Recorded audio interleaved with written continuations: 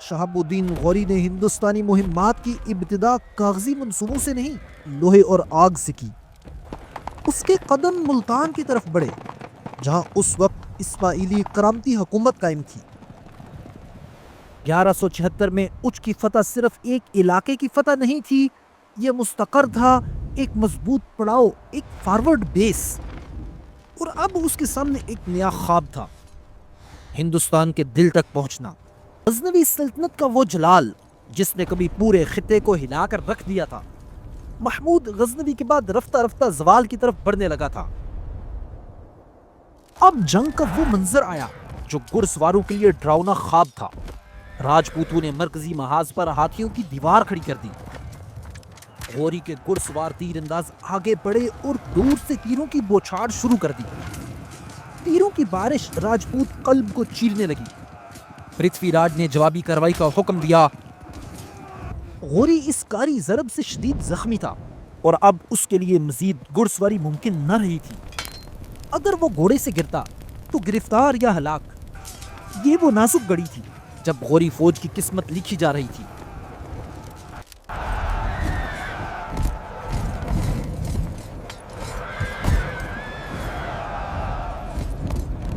یہ تاریخ کسی ایسے فاتح کی نہیں جو صرف حملہ کرے اور واپس لوٹ جائے۔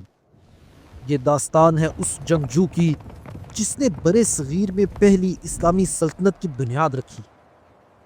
محمود غزنوی نے ہندوستان کا دروازہ کھٹکھٹایا تھا، مگر دہلی میں اذان کی مستقل صدا سلطان شہاب الدین محمد غوری نے بلند کی۔ یہی وجہ ہے کہ تاریخ اسے برے صغیر میں مسلم حکومت کا اصل بانی مانتی ہے۔ غوری کا تعلق افغانستان کے مشہور پہاڑی علاقے غور سے تھا۔ یہ علاقہ صدیوں تک قبائلی سرداروں کے زیر اثر رہا، لیکن جب سلطنت غزنویہ کا زوال آیا تو غوری خاندان نے یہاں اپنی آزاد حکومت قائم کی، اور اسی خاندان سے ابھرے دو بھائی جو تاریخ میں ایک مثال بن گئے۔ بڑا بھائی سلطان غیاث الدین محمد غوری بادشاہ غور، چھوٹا بھائی معز الدین محمد جس کو تاریخ شہاب الدین غوری کے نام سے جانتی ہے۔ ایک تخت پر بیٹھا تھا تو دوسرا میدان جنگ میں۔ 1775 عیسوی شہاب الدین غوری نے ہندوستانی مہمات کی ابتدا کاغذی منصوبوں سے نہیں، لوہے اور آگ سے کی۔ اس کے قدم ملتان کی طرف بڑھے، جہاں اس وقت اسماعیلی کرامتی حکومت قائم تھی۔ یہ وہی طاقت تھی جو محمود غزنوی کے بعد ملتان میں ابھری تھی۔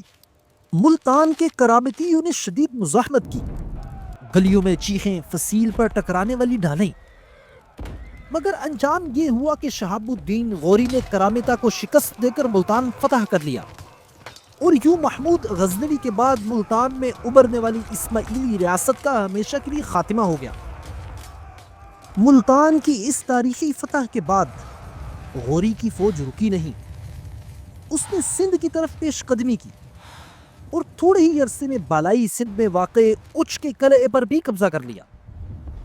1176 میں اچ کی فتح صرف ایک علاقے کی فتح نہیں تھی، یہ مستقر تھا، ایک مضبوط پڑاؤ، ایک فارورڈ بیس۔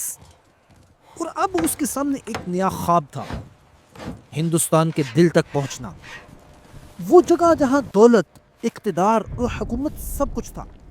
ابتدائی کامیابیوں کے بعد شہاب الدین غوری نے ایک ایسا راستہ چنا جسے وہ تیز سمجھتا تھا، مگر وہ راستہ قبرستان ثابت ہوا۔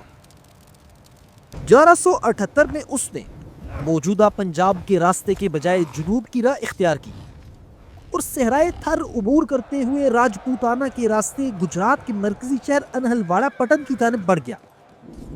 یہ شہر سولنکی یعنی چالوکیہ سلطنت کا دارالحکومت تھا، اور یہی وہ جگہ تھی جہاں غوری نے اپنی پہلی بڑی ٹھوکر کھائی۔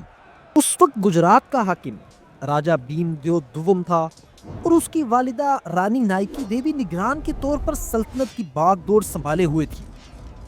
غوری اور بھیم دیو کی فوجیں آمنے سامنے ہوئیں تو یہ جنگ صرف ہمت کی نہیں، بلکہ یہ جنگ راستے، زمین اور تھکن کی تھی۔ صحرائے تھر کا سفر، بھوک اور پیاس، رسد کی کمزوری اور سامنے تازہ دم دفاع۔ نتیجہ غوری لشکر کو عبرتناک شکست ہوئی اور اسے پسپا ہونا پڑا۔ تاریخی روایات سے یہ ثابت ہے کہ اس مارکے میں غوری کے بیشتر سپاہی مارے گئے یا منتشر ہو گئے، اور سلطان، وہ سلطان جس کے نام سے کئی قلعے کانپتے تھے، وہ خود بھی بمشکل چند محافظوں کے ساتھ جان بچا کر میدان جنگ سے فرار ہونے پر مجبور ہوا۔ یہ غوری کی ہندوستان میں کسی طاقتور ہندو حکمران کے خلاف پہلی بڑی ناکامی تھی، لیکن شہاب الدین غوری کا کمال یہ تھا کہ وہ شکست کے بعد ٹوٹا نہیں۔ اسے یہ حقیقت سمجھ آ گئی کہ ہندوستان کے اندرون تک پہنچنے کے لیے گجرات کا صحرائی راستہ جنگی حکمت عملی کے اعتبار سے مؤثر نہیں۔ اس نے فوراً اپنی حکمت عملی بدل دی۔ گجرات پر دوبارہ حملہ کرنے کے بجائے اس نے شمال مغرب کا رخ کیا اور پنجاب کے راستے ہندوستان میں پیش قدمی کا منصوبہ بنایا۔ یہ فیصلہ صرف راستہ بدلنا نہیں بلکہ تاریخ کا زاویہ بدلنا تھا۔ اور پھر شکست کے فوراً بعد اگلے ہی سال 1179 میں شہاب الدین غوری نے پنجاب کی طرف پیش قدمی کی اور پشاور کو مقامی حکمران خسرو ملک سے چھین کر اپنے قبضے میں لے لیا۔ جی ہاں، وہی خسرو ملک جس کو تاریخ غزنی سلطنت کے آخری حکمران کے طور پر جانتی ہے۔ ناظرین، یہ وہ لمحہ ہے جب غزنی سلطنت کا سورج ڈوبتا ہے اور غوری کا سایہ پورے پنجاب پر پھیلنے لگتا ہے۔ غزنوی سلطنت کا وہ جلال جس نے کبھی پورے خطے کو ہلا کر رکھ دیا تھا، محمود غزنوی کے بعد رفتہ رفتہ زوال کی طرف بڑھنے لگا تھا۔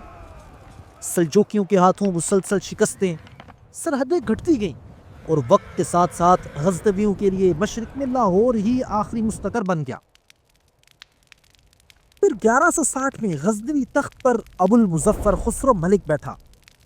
یہ غزنوی خاندان کا آخری سلطان تھا جس نے لاہور کو پائے تخت بنایا اور وہیں سے حکومت کی۔ اور ایسے میں غور کے پہاڑوں سے ایک نیا فتح منظر نامے پر آ چکا تھا، سلطان شہاب الدین محمد غوری۔ 1179 میں محمد غوری نے پشاور پر قبضہ کیا اور غزنوی سلطنت کی حدود میں قدم رکھ دیا، اور پھر 1180 کے قریب اس نے لاہور کا محاصرہ کر لیا۔ اب خسرو ملک دوہرے دباؤ میں آ چکا تھا، ایک طرف مغرب سے غوری حملہ آور اور دوسری طرف مشرق میں دہلی کے راجپوت حکمران کی یلغار۔ خسرو ملک جانتا تھا اگر یہاں جنگ چھڑ گئی تو لاہور جل سکتا ہے، چنانچہ اس نے جنگ کے بجائے صلح کی راہ نکالی اور اپنے کم سن بیٹے ملک شاہ کو ایک شاہی ہاتھی سمیت ضمانت و فدیہ کے طور پر محمد غوری کی خدمت میں بھیج دیا۔ یہ ایک کڑوا فیصلہ تھا، مگر اس دن لاہور کی دیواریں اگلے چند سالوں کے لیے بچ گئیں۔ محمد غوری فدیہ لے کر واپس لوٹ گیا اور لاہور عارضی طور پر تباہی سے بچ گیا، مگر خطرہ ختم نہیں ہوا تھا، صرف ٹل گیا تھا۔ چند برس کی خاموشی کے بعد 1185 میں محمد غوری نے دوبارہ پنجاب کی طرف لشکر کشی کی۔ اگرچہ اس بار بھی وہ لاہور پر قبضہ نہ کر سکا، لیکن شمالی پنجاب میں ایک سرحدی قلعہ سیالکوٹ غوری کے ہاتھ آیا۔ اس نے وہاں اپنی فوجی چھاونی قائم کر دی۔ یہ محض ایک قلعہ نہیں تھا، یہ لاہور کے گلے پر رکھا ہوا خنجر تھا۔ غوری کی اس فوجی چھاونی سے خسرو ملک بوکھلا اٹھا۔ اس نے اپنے اتحادی کھوکھر قبائل کے ساتھ مل کر سیالکوٹ سے غوری دستے کو باہر نکالنے کی کوشش کی، مگر غوری کمانڈر حسین خرمل کی مضبوط قلعہ بند مزاحمت نے خسرو ملک کا محاصرہ توڑ دیا اور خسرو ملک ناکام ہو کر پسپا ہو گیا۔ یہ پسپائی دراصل لاہور کے خاتمے کی تمہید تھی۔ پھر آتا ہے 1186، وہ سال جب لاہور کی تقدیر بدل گئی۔ شہاب الدین غوری ایک خفیہ راستے سے 20,000 کا لشکر لے کر بجلی کی رفتار کے ساتھ لاہور کی طرف بڑھا۔ خسرو ملک غوری کے اس فوجی پیش قدمی سے مکمل بے خبر تھا۔ جب غوری کی فوج نے دریائے راوی کے کنارے لاہور کے گرد و نواح پر قبضہ کر لیا تو اسے پھر خبر پہنچی، مگر اس وقت تک بہت دیر ہو چکی تھی۔ صرف چند روز کے مختصر محاصرے کے بعد خسرو ملک کے پاس کوئی راستہ نہ تھا، سو اس نے ہتھیار ڈال دیے اور یوں لاہور بالآخر غوری سلطنت کے قبضے میں آ گیا۔ طبقات ناصری میں ہے کہ لاہور کے اس قبضے کے بعد غزنی خاندان کا کوئی فرد زندہ نہ بچنے پایا۔ یہ ایک سلطنت کا نہیں، ایک خاندان کا خاتمہ تھا۔ 2 صدیوں پر محیط غزنوی سلسلہ ہمیشہ کے لیے تاریخ کی دھند میں گم ہو گیا۔ اس کے بعد دور تھا سلطان شہاب الدین محمد غوری کا۔ 1186 میں شہاب الدین محمد غوری نے لاہور پر قبضہ کیا اور آخری غزنوی حکمران کو شکست دی۔ اب اس کی نگاہ دہلی اور اجمیر کے راجپوت حکمران پرتھوی راج چوہان کی سلطنت پر تھی۔ ایک طرف افغانستان سے پنجاب تک غوری کی حکومت تھی تو دوسری طرف پرتھوی راج کی راجپوتانہ میں وسیع سلطنت۔ دونوں اپنی سلطنت کو وسیع کرنے کی کوشش کر رہے تھے، جس کی وجہ سے سرحدی علاقے مسلسل تناؤ میں تھے۔ پھر ایک سفارتی راستہ اختیار کیا گیا۔ غوری نے پرتھوی راج کے دربار میں سفیر بھیجا، صلح کی پیشکش کی، مگر شرط سخت تھی۔ غوری بالادستی کو تسلیم کرو، حتیٰ کہ اسلام قبول کرنے کی شرط بھی رکھی گئی۔ پرتھوی راج نے صلح سے انکار کر دیا اور یہی انکار دونوں کے درمیان جنگ کی مہر بن گیا۔ 1190 کے آخر میں سلطان غوری نے پرتھوی پر پہلا حملہ کرتے ہوئے بٹھنڈا پر چڑھائی کی۔ غوری افواج نے چند دن کے محاصرے اور معمولی مزاحمت کے بعد قلعہ فتح کر لیا۔ یہ خبر پرتھوی تک پہنچی تو غیظ و غضب سے بھر گیا۔ اب دونوں افواج کی پیش قدمی کا محور ایک ہی تھا، شمالی ہند کا میدان ترائن، جہاں خون ریز جنگ کے بادل منڈلا رہے تھے۔ تجارتی قافلے ہوں یا جنگی لشکر، ترائن پر قبضہ ارد گرد کے علاقوں پر برتری کی ضمانت تھا۔ اس لیے غوری بھی جانتا تھا اور پرتھوی راج بھی کہ فیصلہ یہی ہونا ہے۔ 1191 پہلی جنگ ترائن۔ پرتھوی راج چوہان ایک عظیم راجپوت اتحاد کی قیادت کرتے ہوئے میدان میں اترا۔ اندازاً 50,000 راجپوت جانباز، ہر اول میں بھاری پیادہ فوج اور تقریباً 300 جنگی ہاتھی۔ دوسری طرف سلطان شہاب الدین غوری تعداد میں کم مگر تربیت میں سخت۔ اس کی طاقت تیز رفتار ترک افغانی گھڑ سوار تھے، جنہیں تیر اندازی اور حربی چالوں میں خوب مہارت تھی۔ پھر نقاروں کی گونج اٹھی، جنگی نعروں نے فضا چیر دی۔ غوری کے گھڑ سوار تیر انداز آگے بڑھے اور دور سے تیروں کی بوچھاڑ شروع کر دی۔ تیروں کی بارش راجپوت قلب کو چیرنے لگی۔ پرتھوی راج نے جوابی کارروائی کا حکم دیا اور راجپوت فوج ایک زوردار للکار کے ساتھ ایسے ٹوٹی کہ غوری صفوں میں کھلبلی مچ گئی۔ راجپوت سپاہ پسپا ہوتے غوری تیر اندازوں کا کب کرتے ہوئے انہیں سلطان کی فوج کے مرکز تک دھکیلنے لگے۔ راجپوت گھڑ سوار دشمن کے دائیں اور بائیں بازو پر ٹوٹ پڑے۔ ترائن کے میدان میں گمسان کا رن تھا۔ اب جنگ کا وہ منظر آیا جو گھڑ سواروں کے لیے ڈراؤنا خواب تھا۔ راجپوتوں نے مرکزی محاذ پر ہاتھیوں کی دیوار کھڑی کر دی۔ سینکڑوں ہاتھی غضبناک چنگاڑ کے ساتھ آگے بڑھے اور غوری صفوں کو روندنے لگے۔ غوری کے گھوڑے شاید اتنے بھاری بھرکم جانوروں کے عادی نہ تھے۔ کئی گھوڑے بد گئے، سواروں کا توازن بگڑا اور ہاتھی غوری لشکر کے قلب میں گھس کر تباہی مچانے لگے۔ گرد و غبار کا طوفان، سپاہیوں کی للکار، ہاتھیوں کی چنگاڑ۔ لمحہ لمحہ یہ احساس گہرا ہوتا گیا کہ تعداد اور ہاتھیوں کی یلغار کے باعث پرتھوی راج کا پلڑا بھاری ہے اور غوری فوج شکست کے دانے پر۔ سلطان شہاب الدین غوری نے فیصلہ کیا وہ خود صف اول میں جائے گا۔ وہ برق رفتاری سے گھوڑے کو ایڑ لگا کر آگے بڑھا اور وہاں راجپوتوں کی طرف سے راجہ گووند رائے، دہلی کا حاکم۔ بعض تاریخی روایات کے مطابق پرتھوی راج کا بھائی ہاتھی پر سوار صف آ رہا تھا۔ دو حکمران، دو لشکر اور بیچ میں سانسیں روکے ترائن کا میدان۔ غوری نے گووند رائے کو للکارا اور پھر آمنے سامنے سخت ٹکراؤ۔ سلطان نے اپنی برچھی پوری قوت سے پھینکی، فولاد کی نوک خود کے ساتھ لگی اور گووند رائے کے چہرے پر ضرب پڑی۔ تاریخی روایات کے مطابق اس وار کے نتیجے میں اس کے 2 دانت ٹوٹ گئے۔ ایک لمحہ کے لیے گووند رائے سنبھلا، پھر غصے سے بھر کر اس نے اپنا بھالا پوری قوت سے سلطان کی طرف پھینکا۔ بھالا برق رفتاری سے آیا اور شہاب الدین غوری کے بازو میں پیوست ہو گیا۔ سلطان گھوڑے پر لڑکھڑا گیا اور میدان جنگ لمحہ بھر کو تھم سا گیا۔ سب نے دیکھ لیا تھا خود سلطان لہو لہان ہے، مشکل سے گھوڑے کی پیٹھ پر ٹکا ہوا۔ یہ زخم معمولی نہ تھا، غوری اس کاری ضرب سے شدید زخمی تھا اور اب اس کے لیے مزید گھڑ سواری ممکن نہ رہی تھی۔ اگر وہ گھوڑے سے گرتا تو گرفتار یا ہلاک۔ یہ وہ نازک گھڑی تھی جب غوری فوج کی قسمت لکھی جا رہی تھی۔ اور پھر غوری لشکر کی صفوں میں سے ایک وفادار نوجوان غلام سپاہی بجلی کی تیزی سے نکلا۔ اس نے اپنی جان کھوجوں میں ڈالی، سلطان کو گرنے سے پہلے سنبھالا، دوبارہ گھوڑے کی پیٹھ پر بٹھایا اور لگام پکڑ کر اسے میدان سے پیچھے محفوظ سمت لے گیا۔ غوری فوج نے اپنے سلطان کو پیچھے ہٹتے دیکھا تو ان کے حوصلے پست ہوئے، پسپائی تیز ہو گئی۔ ہاں، سلطان کی جان بچ گئی۔ ترائن کے میدان میں معرکہ ختم ہوا اور فاتح راجپوت تھے۔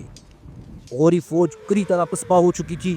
سلطان زخمی حالت میں بمشکل چند جان نثاروں کے حصار میں میدان چھوڑ کر نکلا۔ یہ جیت ہندو ریاستوں کے لیے غوری یلغار سے عارضی نجات بن گئی۔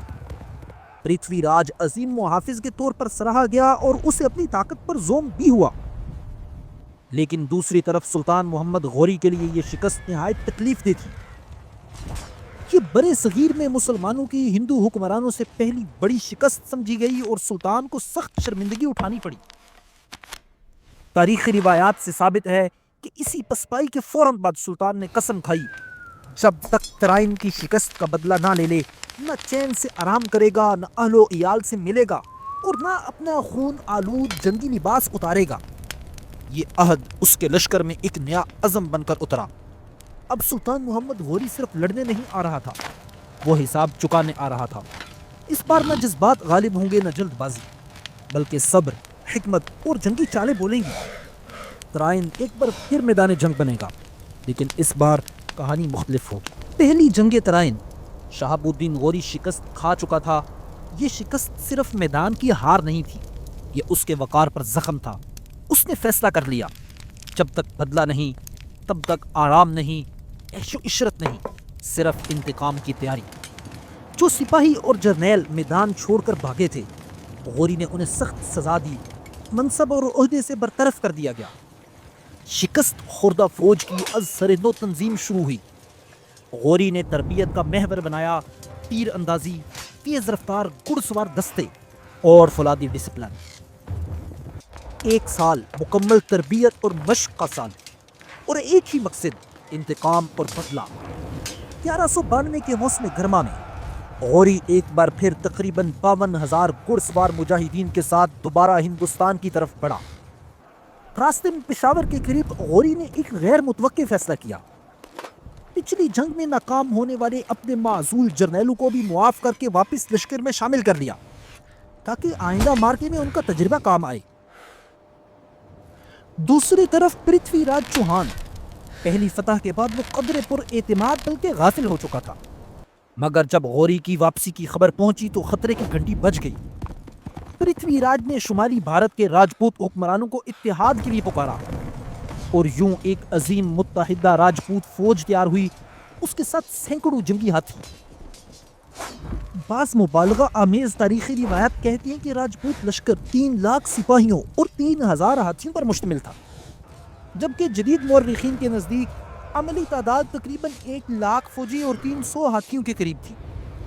1 سال بعد بالکل اسی ترائن کے میدان میں جہاں پہلی جنگ ہوئی تھی، غوری اور پرتھوی راج دوبارہ آمنے سامنے تھے۔ پہلی جنگ سے سبق لے کر غوری نے اس بار حکمت عملی مکمل بدل دی۔ اس سے معلوم تھا دشمن تعداد میں زیادہ ہے اور جنگی ہاتھیوں کے باعث بھاری بھرکم، لہذا روبرو ٹکرانے کے بجائے اس بار ہتھیار تھا چالاکی، سرعت اور نفسیاتی جنگ۔ غوری نے اپنی فوج کو 5 حصوں میں تقسیم کیا۔ 4 جانب سے حملے کے لیے اس نے ہلکے ہتھیاروں والے تیز رفتار گھڑ سوار تیر انداز متعین کیے۔ غوری کا جنگی منصوبہ واضح تھا، راجپوت ہاتھیوں کے سامنے ڈھکنا نہیں، بلکہ دور سے تیر اندازی کر کے انہیں زخمی، بے قابو اور بے اثر کرنا ہے۔ اور پھر سب سے خطرناک چال، جب دشمن حملہ کرے گا تو یہ دستے کچھ دیر مقابلہ کر کے پسپائی کا جھوٹا مظاہرہ کریں گے، تاکہ ہاتھی اور باری فوج تعاقب میں آگے نکلے اور صفیں ٹوٹ جائیں۔ یہ جنگ طاقت سے نہیں، حکمت عملی اور جنگی تدبیر سے جیتی گئی۔ اصل لڑائی سے پہلے غوری نے ایک اور وار کیا، سفارتی چال۔ پرتھوی راج کو پیغام بھیجا گیا کہ غوری جنگ کے بجائے صلح چاہتا ہے، واپس جانے کو تیار ہے، لیکن چند شرائط پر بات چیت کرنی ہے۔ پرتھوی راج نے اسے دشمن کی کمزوری سمجھا اور جنگی تیاری میں سستی آنے لگی۔ روایت ہے کہ راجپوت لشکر نے رات جشن میں گزاری اور پہرے میں بھی غفلت ہوئی، کیونکہ انہیں لگا جنگ شاید ٹل گئی ہے، مگر دوسری طرف غوری رات کی تاریکی میں مکمل چوکس تھا۔ اس کی آنکھوں میں نیند نہیں صرف حساب تھا۔ طلوع فجر سے ذرا پہلے غوری نے اچانک راجپوت کیمپ پر دھاوا بول دیا۔ اس غیر متوقع حملے میں غوری کے تیر اندازوں نے کئی راجپوت جنگی ہاتھیوں کو شروع ہی میں زخمی یا بے قابو کر کے میدان جنگ سے باہر کر دیا۔ راجپوتوں کے جنگی اصولوں میں رات یا الصبح لڑائی ممنوع سمجھی جاتی تھی، سو یہ ناگہانی یلغار ان کے لیے صرف حملہ نہیں صدمہ تھی۔ وہ گھبرا گئے، ابتدائی نقصان اٹھایا، لیکن چند لمحوں بعد انہوں نے خود کو سنبھالا۔ پرتھوی راج کے سپاہیوں نے جوابی حملہ کیا اور غوری کے اگلے دستوں کو پیچھے ہٹنے پر مجبور کر دیا۔ بظاہر ایسا لگا جیسے تاریخ پھر سے پہلی جنگ ترائن کے نتیجے کی طرف لوٹ رہی ہے، مگر حقیقت یہ تھی کہ یہی وہ لمحہ تھا جس کا غوری کو انتظار تھا۔ اب جنگ اپنے عروج کی طرف بڑھ رہی تھی۔ راجپوت فوج نے پسپاؤ ہوتے غوری دستوں کا تعاقب شروع کیا اور اسی لمحے غوری نے فیصلہ کن وار کھیلا۔ غوری کے حکم پر اس کے منتخب دستے نے میدان سے پیچھے ہٹ کر پسپائی کا ڈرامہ رچایا۔ پرتھوی راج کے جوشیلے لشکری انہیں شکست خوردہ سمجھ کر آگے بڑھتے چلے گئے اور اپنی منظم صفیں چھوڑ کر منتشر ہو گئے۔ جیسے ہی راجپوت صفوں کا شرازہ بکھرا، غوری نے اپنے تازہ دم گھڑسواروں کو اشارہ دیا۔ تیز رفتار ترک گھڑسوار ہر سمت سے ٹوٹ پڑے۔ تلواروں کی جھنکار اور گرد میں ڈوبا ہوا میدان، جہاں بھاری ہاتھی اپنی طاقت کے باوجود گھوڑوں کی تیز رفتاری کے سامنے بے بس ہو گئے، اس غیر متوقع جوابی یلغار نے راجپوت لشکر کی کمر توڑ دی۔ پورے میدان جنگ میں افراتفری پھیل گئی۔ کچھ راجپوت سپاہی گھبرا کر نکلے اور کچھ جانباز آخر دم تک لڑتے ہوئے وہیں کام آئے۔ پانسا پلٹ چکا تھا، غوری اپنی شکست کا بدلہ لے چکا تھا اور راجپوتوں کو فیصلہ کن طور پر مات ہو چکی تھی۔ پرتھوی راج چوہان شکست کے بعد میدان سے نکلنے کی کوشش میں گرفتار ہو گیا۔ یہاں تاریخ کے صفحات دو روایتیں سناتے ہیں۔ بعض روایات کے مطابق اسے پکڑتے ہی موقع پر قتل کر دیا گیا اور بعض کے مطابق اسے ابتدائی طور پر تو قید کیا گیا، لیکن پھر موت کے گھاٹ اتار دیا گیا۔ یہ شکست محض ایک جنگ کا نتیجہ نہیں، یہ برے صغیر کے سیاسی مستقبل کا فیصلہ تھا۔ یہی وہ مقام تھا جہاں سے شمالی ہند میں مسلم سلطنت اور بعد میں دہلی سلطنت کی بنیاد پڑی، اور یوں برے صغیر کی تاریخ ہمیشہ کے لیے بدل گئی۔ اس کے بعد پورے برے صغیر میں کوئی بھی بڑی طاقت غوری کے مقابل موجود نہیں تھی۔ ہاں، کئی سالوں بعد پنجاب کی کھوکھروں نے بغاوت کا علم بلند کیا تو غوری ایک بڑے لشکر کے ساتھ دوبارہ پنجاب میں آیا۔ 1205 کے آخر میں محمد غوری نے فیصلہ کن کارروائی کی اور کھوکھروں کی بغاوت کو سختی سے کچل دیا۔ یہ اس کی زندگی کی آخری فوجی مہم ثابت ہوئی اور قسمت نے یہاں اسے فتح دی، مگر فتح کے بعد تاریخ نے وہ منظر لکھا جس میں خوشی نہیں صرف المیہ تھا۔ پنجاب سے واپسی پر 15 مارچ 1206 کو درہ جہلم کے قریب ایک مقام دھمیک میں رات کے وقت سلطان محمد غوری کو شہید کر دیا گیا۔ وہ عشاء کی نماز کا وقت تھا۔ حملہ آور سلطان کے خیمے میں گھسے اور سلطان پر خنجر کے مسلسل وار کیے۔ سلطان زخموں کی تاب نہ لاتے ہوئے وہیں شہید ہو گیا۔ قاتل کون تھے؟ تاریخ میں دو روایتیں ملتی ہیں۔ کچھ تواریخ انہیں پنجاب کے مقامی گھکھڑ یا کھوکھر قرار دیتی ہیں، اور کچھ کے مطابق وہ خفیہ اسماعیلی فرقے کے فدائی تھے۔ اور یوں سلطان محمد غوری کا چراغ تو گل ہوا، مگر اس کی روشنی بجھی نہیں۔ اس کی تلوار نے صرف سلطنت نہیں بلکہ نئے عہد کے معمار چھوڑے۔ وہ غلام جنہیں اس نے تربیت دی تھی اب تاریخ کے سٹیج پر خود کردار بننے والے تھے۔ ان میں سے ایک نام تھا جو غلامی سے تخت تک پہنچا، جس نے دہلی میں پہلی بار مسلم اقتدار کی بنیاد رکھی۔ ایک سپہ سالار، ایک منتظم اور ایک نیا سلطان، قطب الدین ایبک۔ یہی وہ مقام ہے جہاں غوری کی کہانی ختم نہیں ہوتی بلکہ دہلی سلطنت کی کہانی شروع ہوتی ہے۔ اگر آپ برے صغیر کی مشہور تاریخی جنگوں کے احوال جاننا چاہتے ہیں تو یہاں کلک کیجیے، اور اگر آپ برے صغیر میں مسلمان حکمرانوں کی آمد کے سفر کو شروع سے جاننا چاہتے ہیں تو یہاں دیکھیے۔